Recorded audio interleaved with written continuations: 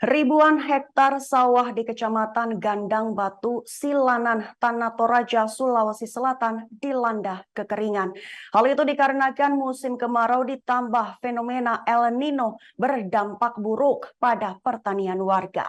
Warga pun mengeluh karena tanamannya tidak bertumbuh dengan baik akibat kekurangan suplai air. Untuk informasi selengkapnya akan disampaikan langsung oleh rekan wartawan dari Tribun Toraja, Freddy Samuel. Silahkan untuk laporan lengkapnya.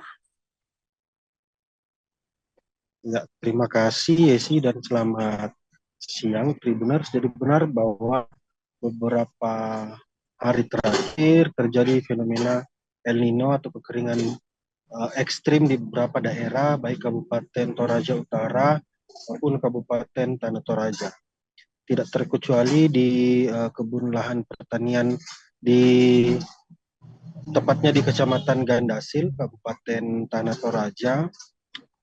Puluhan hektar sawah dan juga perkebunan dan pertanian warga itu terdampak akibat kekeringan tersebut. Bahkan tidak hanya itu, beberapa warga atau petani mengharapkan bantuan dari pemerintah, yaitu pengairan dan juga penyediaan tempat air lebih tepatnya.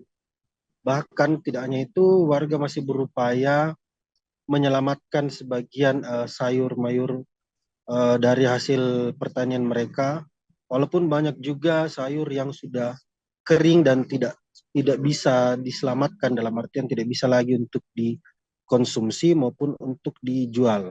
Hal ini menjadi keresahan dari beberapa petani yang ada khususnya di Kecamatan Gandasil. Mereka berharap pemerintah, dalam hal ini Dinas Pertanian dan Peternakan Kabupaten Tanah Toraja, bisa sama-sama duduk bersama dalam hal memikirkan atau mencari solusi terkait hal tersebut. Seperti itu Yesi, saya kembalikan ke studio. Baik, terima kasih atas laporan lengkapnya Freddy Samuel. Silahkan bertugas kembali.